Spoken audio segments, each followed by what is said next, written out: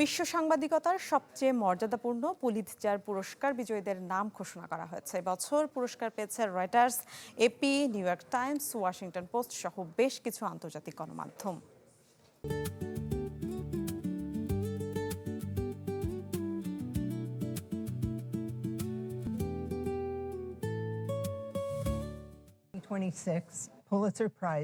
সোমবার ঘোষণা করা হয়েছে পুলিৎজার পুরস্কার 2025-এর বিজয়ী ব্যক্তি ও প্রতিষ্ঠানের নাম।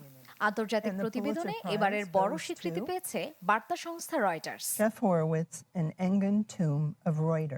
এবছর বিশ্বের অন্যতম প্রাণঘাতী মাদক ফেন্টানিলের সহজলভ্যতা এবং কারবারের শিথিল নিয়ন্ত্রণ নিয়ে নির্ভীক অনুসন্ধানী প্রতিবেদন করে পুলিৎজার পুরস্কার পায় রয়টার্স।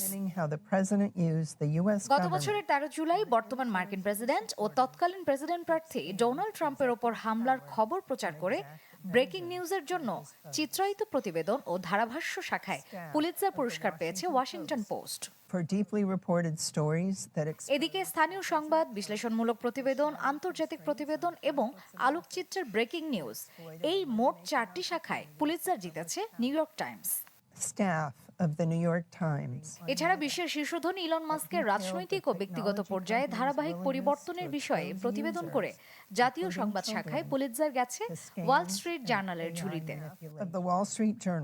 সাংবাদিকতার নোবেল হিসেবে খ্যাত এ পুরস্কার যুক্তরাষ্ট্রের জাতীয় পর্যায়ের অন্যতম গুরুত্বপূর্ণ পুরস্কার।